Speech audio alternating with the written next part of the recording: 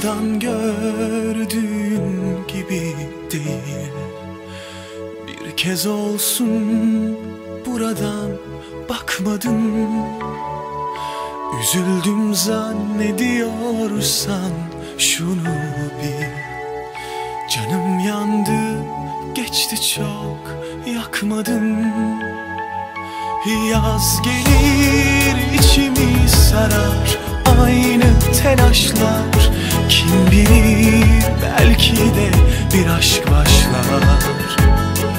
Dalgalanır deniz, ne çıkar, durulur yavaşlar.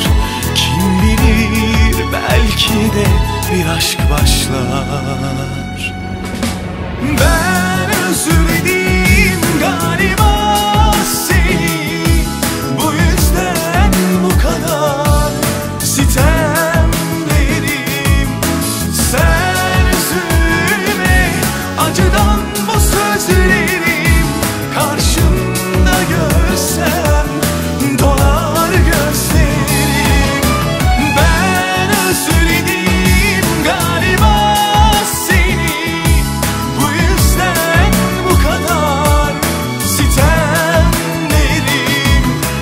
Sen üzülme, acıdan bu sözlerim karşımda görsem dolar gözlerim.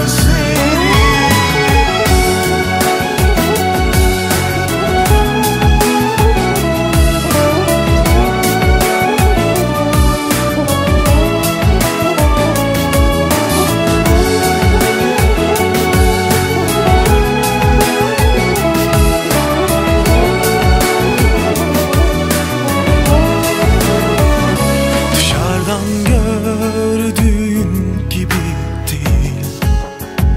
Bir kez olsun buradan bakmadın.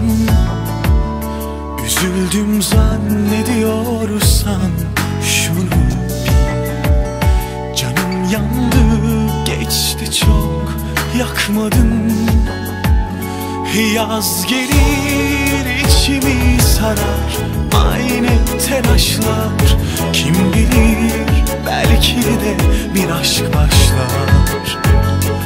Dalgalanır deniz, ne çıkar, durulur yavaşlar.